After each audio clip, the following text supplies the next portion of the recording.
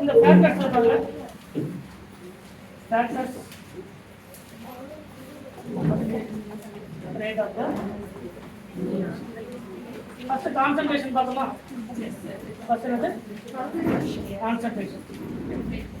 இந்த கான்சன்ட்ரேஷன்ல நம்ம ஏன் law of mass action theory வந்து ஃபெயிலியர் தியரி அப்படிங்கறத நம்ம பார்ப்போம். கரெக்ட்டா? ஒரு சிம்பிள் தான் முன்ன பார்த்த மாதிரி A gives B. இதனுடைய ரேட் ஆஃப் த ரியாக்ஷன் வந்து ஃபர்ஸ்ட் R1 வச்சுக்கலாமா? இதனுடைய ரேட் வந்து R1, அதனுடைய ரேட் கான்ஸ்டன்ட் A. ஏன்னா ரியாக்டன்ட்டுடைய கான்சன்ட்ரேஷனை மட்டும் தான் பொறுத்து இருக்கு. So rate of the reaction directly proportional concentration of the reactant அதனுடைய பவர்ல n அப்படிங்கிறது ஆர்டர் ஆஃப் தி n அப்படிங்கிறது ஆர்டர் ஆஃப் தி ரியாக்ஷன். சரிங்களா? இப்போ இதுல அதனுடைய பவர்ல ஒண்ணா இந்த ஈக்குவேஷன் நம்பர் 1. அதுக்கப்புறம் என்ன பண்றோம்? the concentration of A is double. A உடைய கான்சன்ட்ரேஷன் என்ன பண்றோம்? டபுள் பண்றோம். நம்ம ரேட் வந்து நம்ம எக்ஸ்டெண்ட் பண்ண தேவையில்ல, இருக்கிறது அப்படியே வச்சுக்கலாம். இது R1, இது என்னது R2 equal to K. A உடைய கான்சன்ட்ரேஷன் என்ன பண்றோம்? 2A power 1. இப்போ இந்த 2 வெளியே எடுத்துலாமா? அப்ப நம்ம என்ன ஃபார்ம் ஆகும்? K 2 into A power 1. K A power 1 என்னது R1. அப்ப R2 equal to 2 R1. அப்ப மீனிங் என்னது? கான்சன்ட்ரேஷனை டபுள் பண்ணும்போது ரியாக்டன்ட்டுடைய கான்சன்ட்ரேஷனை டபுள் பண்ணும்போது ரேட் என்ன இருக்கு? டபுள் இருக்கு. சரிங்களா? நமக்கு எக்ஸ்பெரிமெண்டல் மெத்தட் சொல்லக்கூடியது அதுதான். சரிங்களா? ஒரு ரியாக்டன்ட்டுடைய கான்சன்ட்ரேஷனை டபுள் பண்ணும்போது ரேட் என்ன ஆகும்? டபுள் ஆகும். அதே சேம் தான் நம்ம முன்ன பார்த்தது. அதாவது next reaction 2A gives B. இப்போ இந்த ரியாக்ஷன்ல rate R1 equal to A power அதனுடைய ஸ்டாய்கியோமெட்ரிக் கோஎஃபிஷியன்ட் 2. கரெக்ட்டா? இப்போ என்ன பண்ற? A உடைய கான்சன்ட்ரேஷனை டபுள் பண்ற. கரெக்ட்டா? A உடைய கான்சன்ட்ரேஷனை டபுள் பண்ற. இப்போ இந்த நியூ ரேட் வந்து R2 வச்சுக்கலாமா? இது R1, இது என்னது R2. இப்போ K A உடைய ரேட் என்ன பண்ற? டபுள் பண்ற 2A பவர். அப்ப என்ன ஆயிடும்? நமக்கு K 4 A power 2 A power 2. இந்த 4 வெளிய கொண்டு வந்துட்டோம்னா 4A power 2. K A power 2 என்னது R1.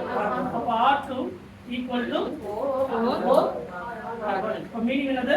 ஒரு ரியாக்டன்ட்டுடைய கான்சன்ட்ரேஷனை டபுள் பண்ணும்போது ரேட் வந்து 4 டைம்ஸ் இன்கிரீஸ் ஆகுது. ரேட் வந்து எத்தனை டைம் இன்கிரீஸ் ஆகுது? 4 டைம்ஸ். ஆன்சர் புரியுதுங்களா? பட் எக்ஸ்பெரிமெண்டல் மெத்தட், சரிங்களா?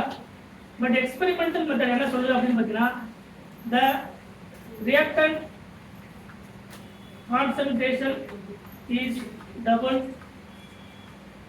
the rate will be double. இதுதான் வந்து எக்ஸ்பெரிமெண்டலா கண்டுபிடிச்ச ஒரு மெத்தட். ஒரு ரியாக்டன்ட்டுடைய கான்சன்ட்ரேஷனை டபுள் பண்ணும்போது ரேட் என்ன இருக்கு? சோ இந்த law of mass action theory, law of mass action theory, இந்த தியரி என்ன தியரி? Failure theory. இத சால்வ் பண்ணதுக்கு வரக்கூடிய மெத்தட் தான் என்னது? Rate law expression law. அதாவது rate law expression. Rate law எப்படி நம்ம இது சொல்றோம் இல்லையா?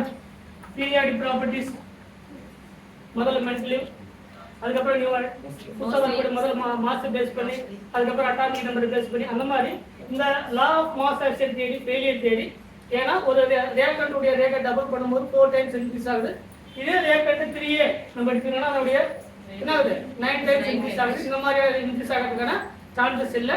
இது எதை எக்ஸ்பிளைன் பண்ணுது அப்படின்னு பார்த்தீங்கன்னா, ஒரு ஈக்விலிபிரியம் ப்ராசஸ், ஒரு கெமிக்கல் ப்ராசஸ், ஒரு கெமிக்கல் ஈக்விலிபிரியம் ப்ராசஸ்ல வரக்கூடிய தியரி மட்டும் தான் இந்த law of mass action theory explain பண்ண முடிஞ்சது. பட் ரேட் வந்து என்ன பண்ண முடியல? எக்ஸ்பிளைன் பண்ண முடியல. அதுக்கு வரக்கூடிய தியரி தான் ரேட் லா எக்ஸ்பிரஷன். ரேட் லா, இந்த ரேட் லா எக்ஸ்பிரஷன் உடைய ரூலிங்.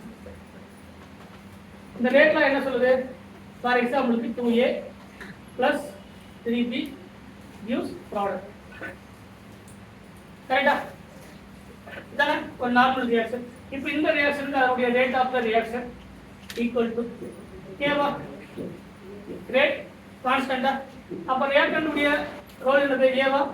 அதனுடைய பவர் என்னது? B உடைய பவர்ல 3. கரெக்ட்டா? என்னுடைய கன்வெர்ட் என்ன பண்றேன்னா ஜெனரலா C Q. இது என்ன பண்றா? C இது சரிங்களா?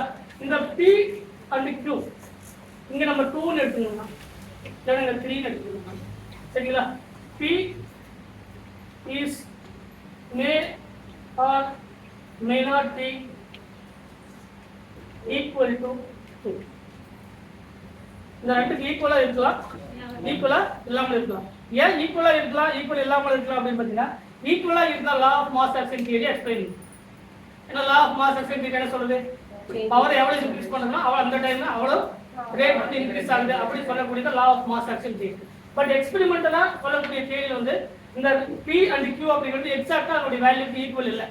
அது ஒரு சில நேரத்துல என்ன ஆகலாம், 2க்கு ஈக்குவலா இருக்கலாம், இல்லைன்னா ஒரு சில நேரத்துல ஈக்குவலா இல்லாமலே இருக்கலாம். ஏன்னா ரேட் என்ன ஆகுதுல்ல, 4 டைம்ஸோ 5 டைம்ஸோ டபுள் பண்ணும்போது அந்த அளவுக்கு இன்க்ரீஸ் ஆகுது. அதனால ரேட் லா எக்ஸ்பிரஷன் என்ன சொல்லுது அப்படின்னு பார்த்தீங்கன்னா, இந்த வேல்யூ அதனுடைய ஸ்டாய்கியோமெட்ரிக் கோஎஃபிஷியன்ட் அதுக்கு ஈக்குவலா இருக்கலாம், இல்லாமல் இருக்கலாம். அதே மாதிரி தான் Q may not be equal to 3. எதுக்கு, இந்த Q உடைய வேல்யூ 3க்கு ஈக்குவலா இருக்கலாம், இல்லாமல் இருக்கலாம். இத ரேட் லா எக்ஸ்பிரஷன் சொல்லுது. இத எக்ஸ்பெரிமென்ட்க்கு வரக்கூடியது ஆர்டர் ஆஃப் தி ரியாக்ஷன். இது எக்ஸ்பெரிமென்ட்க்கு அப்ப ஆர்டர் ஆஃப் தி ரியாக்ஷன் என்னது, அடுத்து வரக்கூடிய topic order of the reaction. Order of the reaction அப்படிங்கிறது இதே ரியாக்ஷனுக்கு அதனுடைய rate of the reaction equal to K A power P ன்னு எழுதிக்கலாமா, B பவர் Q. அப்ப அந்த P plus Q ன்னு இருக்கா, P plus Q இது என்னது order of the reaction. Order அப்படிங்கிறது ஏதாவது ஒரு சிம்பிள் ரியாக்ஷன் கொடுக்குறாங்க அப்படின்னு பார்த்தீங்கன்னா, for example 2A plus 5B gives C. சரிங்களா? இப்போ இதுக்கு ஆர்டர் என்ன சொல்லணும், A உடைய பவர்ல என்னது 2, B உடைய பவர்ல 5. அப்ப order of the reaction n equal to 2 plus 5. அப்ப என்ன வரணும், ஆர்டர் வந்து 7 வரைக்கும் வருமா? ஏன் மினிமம் 3, ஏன் ஆர்டர் வந்து 7 வரைக்கும் வராது? பட் எக்ஸ்பெரிமெண்டலா அந்த 7 இதுல வராது. ஏன் ஆர்டர் வந்து 7 வராது அப்படின்னா, இப்ப ரெண்டு மாலிக்யூல் இருக்கு, மினிமம் ஒரு மாலிக்யூல் இன்னொரு மாலிக்யூல் கூட கொலைடிங் ரியாக்ஷன் இன்வால்வ் ஆகும். ஒரு ரியாக்டன்ட் ஒரு ப்ராடக்ட் இருக்கலாம், இல்லைன்னா இன்னொரு 3 ரியாக்டன்ட் இருக்கலாம். அந்த 3 ரியாக்டன்ட்டுக்கு மேல வரும்போது என்னன்னா மினிமம் அதனுடைய கொலிஷன் வந்து நடக்காது. இப்போ A இங்க என்ன இருக்கு, B இருக்கு. இப்போ இந்த மாதிரியான கொலிஷன் எஃபெக்டிவ் கொலிஷன், ரெண்டு மாலிக்யூல் இருந்தா ஒன்று இன்னொன்று கூட ஈஸியா போதும், நமக்கு கொலிஷன் நடக்கும், ப்ராடக்ட் வந்து கன்வே பண்ணும். இல்ல சார் இன்னொரு மாலிக்யூல் A B C இருக்கு அப்படின்னா இது ரெண்டும் இன்டராக்ஷன்ல இன்வால்வ் ஆகும், இது ரெண்டும் இன்டராக்ஷன்ல இன்வால்வ் ஆகும், இந்த ரெண்டும் இன்டராக்ஷன்ல இன்வால்வ் ஆகும். 3D டைமென்ஷன் அதாவது மினிமம் 3 மாலிக்யூலுக்கு மேல போகும்போது கொலைடிங் நேச்சர் நடக்காது.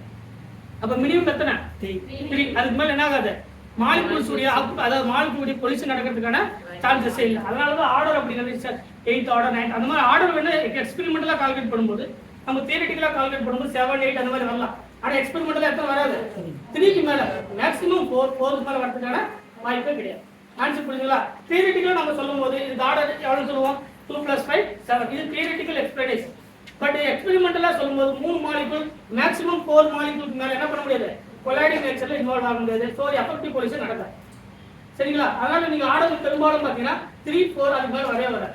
நீங்க ஹையர் ஆர்டர் ரியாக்ஷன்ல கூட பாத்தீங்கன்னா நமக்கு 0 ஆர்டர் ரியாக்ஷன் இருக்கு, ஃபர்ஸ்ட் ஆர்டர் ரியாக்ஷன் இருக்கு, செகண்ட் ஆர்டர் ரியாக்ஷன் இருக்கு, தேர்ட் ஆர்டர், ஃபோர்த் ஆர்டர் வந்து மேபி. சரிங்களா? ஏன்னா 4 மாலிக்யூல் என்ன பண்ணணும், ஒரே நேரத்துல சைமல்டேனியஸா வந்து ஒரு மாலிக்யூல் இன்னொரு மாலிக்யூல் கூட கொலிஷன்ல இன்வால்வ் ஆகும். அந்த மாதிரி நடக்கிறதுக்கான எக்ஸ்பெரிமெண்டலா சான்சஸ் கிடையாது. அதனால தான் ஆர்டர் அப்படிங்கிறது மினிமம் 4 வரைக்கும் வரும், அதுக்கு மேல வராது. சரிங்களா? அப்ப நமக்கு law of mass action theory என்ன சொல்லுது, ரேட் லா எக்ஸ்பிரஷன் என்ன சொல்லுது, ஆர்டர் ஆஃப் தி ரியாக்ஷன் என்ன சொல்லுது. மாஸ் ஆக்ஷன் தியரி என்ன சொல்லுது, law of mass action theory அதனுடைய சேஞ்ச் ஒரு ரியாக்டன்ட் உடைய கான்சன்ட்ரேஷனை டபுள் பண்ணும்போது ரேட் டபுள் ஆகுது அப்படிங்கிற கான்செப்ட் வந்து law of mass action theory failure.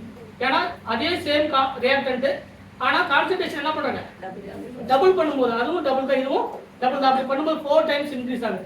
அந்த மாதிரி 4 8 12 அந்த மாதிரியான இன்க்ரீசஸ் வந்து நமக்கு இந்த எக்ஸ்பெரிமெண்டல சான்சஸ் கிடையாது. சோ அந்த எக்ஸ்பெரிமென்ட்க்கு வரக்கூடிய மெத்தட் தான் rate law expression. Rate law expression இதுல அந்த வேல்யூ அதனுடைய பவர் இருக்கக்கூடிய ஸ்டாய்கியோமெட்ரிக் வேல்யூ அது ஈக்குவலா இருக்கலாம் இல்லாமலும் போகும். அதனால தான் மே R may not be equal to அதனுடைய ஸ்டாய்கியோமெட்ரிக் வேல்யூ. ஆன்சர் புரியுதுங்களா? அது எக்ஸாக்ட்டா இருக்கணும் அப்படிங்கிற அவசியமே இல்லை. சரிங்களா? ஏன்னா எக்ஸ்பெரிமெண்டல அப்படிதான் கண்டுபிடிக்க முடியும். எக்ஸ்பெரிமெண்டலா கண்டுபிடிக்கிறது அப்படிங்கிறது ஒரு ரியாக்ஷன் வந்து எக்ஸ்பெரிமெண்டலா கேரி அவுட் பண்றாங்க அப்படின்னு பண்ணும்போது அந்த ரியாக்ஷனுடைய ரேட் எவ்வளவு இன்க்ரீஸ் ஆயிடும். சரிங்களா? நம்ம தியரிட்டிக்கலா கால்குலேட் பண்றது வேற, எக்ஸ்பெரிமெண்டலா கால்குலேட் பண்றது வேற. இந்த ரேட் லா எக்ஸ்பிரஷன் சொல்றது தியரிட்டிக்கல் கான்செப்ட் கிடையாது, எக்ஸ்பெரிமெண்டல் கான்செப்ட். ஆனா law of mass action theory சொல்றது என்னது, நம்ம ஆட் பண்ணி போடுற மாதிரி. சரிங்களா? இது ஒவ்வொன்றுக்கும் இப்போ முதல்ல என்ன கேட்பாங்கன்னா, இந்த இதுல அடுத்து வரக்கூடிய ரேட் ஆஃப் டிஸ்அப்பியரன்ஸ் ஆல்ரெடி பார்த்தோம். இந்த rate of disappearance, rate of appearance, அதுக்கப்புறம் ரேட் ஆஃப் சேஞ்ச் ஆஃப் ஒரு ரியாக்டன்ட் கான்சன்ட்ரேஷன், இல்லைன்னா rate of change in concentration of A, rate of change of A, இந்த மாதிரி டிஃபரெண்டான கேட்டகரி கேட்பாங்க. நமக்கு இது ஓவராலா இருக்கக்கூடிய கெமிக்கல் கேட்டகரிஸை பொறுத்த வரைக்கும் first rate of the reaction, rate of appearance என்ன, ரேட் ஆஃப் டிஸ்அப்பியரன்ஸ் என்ன. அடுத்து வரக்கூடியது rate of change of a ஒரு ரியாக்டன்ட். சரிங்களா? அடுத்து rate of change in concentration of இந்த ஆறுக்கு இருக்கக்கூடிய டிஃபரன்ஸ் என்ன. கொஸ்டின்ல அப்படிதான் கேட்கறாங்க. ஏதாவது ஒரு வேல்யூ கொடுத்துட்டு rate of change of A equal to அதனுடைய வேல்யூ என்னன்னு கேட்போம். இல்லைன்னா rate of change in concentration of A. நல்லா வித்தியாசம் புரிஞ்சுக்கணும். டிஸ்அப்பியரன்ஸ் அப்பியரன்ஸ் வந்து வேற. அப்பியரன்ஸ் ஃபார்ம் ஆகுதுன்னா பிளஸ் தான், டிஸ்அப்பியரன்ஸ் என்ன அர்த்தம், மைனஸ். இது நமக்கு கிளியரா தெரியும். இதுல சேஞ்ச் இன் கேட்பாங்க. Change in concentration of A, change of A, இந்த ரெண்டுத்துக்கு வித்தியாசம் இருக்கு. ஏன்னா இந்த change in concentration of A, change of A இந்த மாதிரி கேட்கும்போது நிறைய பேர் என்ன பண்றாங்க, கான்சன்ட்ரேஷன் சேஞ்ச் ஆகுது ஸோ மைனஸ், கான்சன்ட்ரேஷன் ஆட் ஆகுது ஸோ பிளஸ், அந்த மாதிரி எல்லாம் போடணும். சரிங்களா? இந்த 6 கான்செப்ட் கிளியரா தெரிஞ்சுனா இதுல எந்த கொஸ்டினை கேட்டாலும் ஈஸி. அதுக்கப்புறம் என்ன, டைரக்டா சிம்பிள் ஆர்டருக்கு மாலிகுலாரிட்டி இருக்கக்கூடிய டிஃபரெண்ட். ஏன் மாலிகுலாரிட்டி வந்து ஆர்டரும் மாலிகுலாரிட்டி சேம் இல்ல?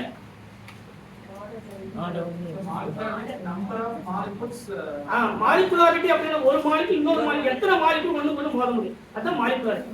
இப்ப நம்ம சொன்னோமா 3 மாலிகுலுக்கு மேல என்ன பண்ண முடியாது, மோத முடியாது. அதான் மாலிகுலாரிட்டி மினிமம் 3 தான் வரும். ஆனா ஆர்டர் வந்து 7, 8 இதுவே வரும். மாலிகுலாரிட்டி அப்படிங்கிறது ஒரு மாலிகுல் இன்னொரு மாலிகுல் எத்தனை மாலிகுல் சைமல்டேனியஸா இந்த ஃபிராக்ஷன் ஆஃப் செகண்ட்ல எத்தனை மாலிகுல் ஒண்ணுக்கு மோத முடியும், அதான் வந்து என்னது மாலிகுலாரிட்டி. அப்ப 3 மாலிகுலுக்கு மேல கொலிஷன் நடக்கிறதுக்கான வாய்ப்பு இல்லை. ஆனா ஆர்டர் அப்படிங்கிறது வேற, மாலிகுலாரிட்டி அப்படிங்கிறது வேற. சரிங்களா? அதுக்கப்புறம் ஆர்டர் அண்ட் மாலிகுலாரிட்டி இருக்கக்கூடிய டிஃபரன்ஸ் வந்து பார்ப்போம். இது வரைக்கும் கிளியரா புரியுதா? சரிங்களா? இதுல வந்து அடுத்த கொஸ்டின் அதான் நம்ம முன்ன சொன்னது, சேஞ்ச் என்ன, அதோட கான்சன்ட்ரேஷன் சேஞ்ச் என்ன, அப்பியரன்ஸ் என்ன, டிஸ்அப்பியரன்ஸ் என்ன அப்படிங்கறத ஒரே கான்செப்ட் ஒரே ஒரு எக்ஸாம்பிள் மூலமா எல்லாத்தையும் எக்ஸ்பிளைன் பண்ணுவோம். இது வரைக்கும் எல்லாருக்கும் புரியுதா?